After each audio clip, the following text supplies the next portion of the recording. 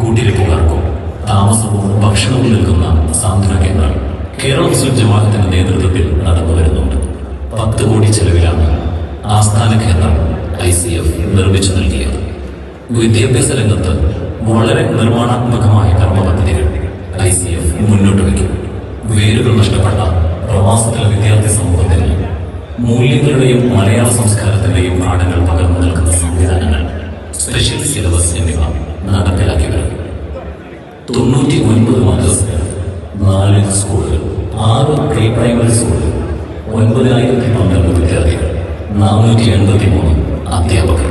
പ്രവാസ ജീവിതം കൊണ്ട് വിദ്യാഭ്യാസം പ്രതിസന്ധിയിലായവർക്ക് തുടർ വിദ്യാഭ്യാസ സംവിധാനം ഇന്ത്യയിലും വിദേശത്തുമുള്ള സർവകലാശാലകളുമായി UK, മലേഷ്യ എന്നീ രാഷ്ട്രങ്ങളിൽ നഗരങ്ങളിൽ വരും ഗ്രാമാന്തരങ്ങളിൽ വരെ സംഘടനയ്ക്ക് സാന്നിധ്യമുണ്ട്. ICF സമൂഹത്തിലെ ഗോൾഡ് കോളർ സംവിധാനമോ ക്ലബോ അല്ല. ബ്ലൂ കോളർ, വൈറ്റ് കോളർ ക്ലാസുകളെ ഉൾക്കൊള്ളുന്ന അതിവിശാലമായ ഒരു പ്ലാറ്റ്ഫോമാണ്. ICF പ്രവാസത്തിന്റെ അഭയം എന്ന പട്ടികയിൽ മനുഷ്യരെ മുഴുവൻ അഡ്ജസ്റ്റ് ചെയ്യുന്നതാണ് പ്രവർത്തന രീതി. പ്രവാസത്തിൽ ഏറ്റവും വരിക്കാരും വായനക്കാരുമുള്ള മലയാള മാസിക പ്രവാസി വായന പ്രസിദ്ധീകരിക്കുന്നത് ICF ആണ്. 4 രാജ്യങ്ങളിൽ അച്ചടിച്ച് 6 രാഷ്ട്രങ്ങളിൽ വിതരണം ചെയ്തു. ഗൾഫ് രാജ്യങ്ങളിലെ സിറാജ് ദിനപത്രത്തിന്റെ എഡിഷനുകളുടെ പ്രവർത്തനം നടത്തുന്നത് ICF ആണ്.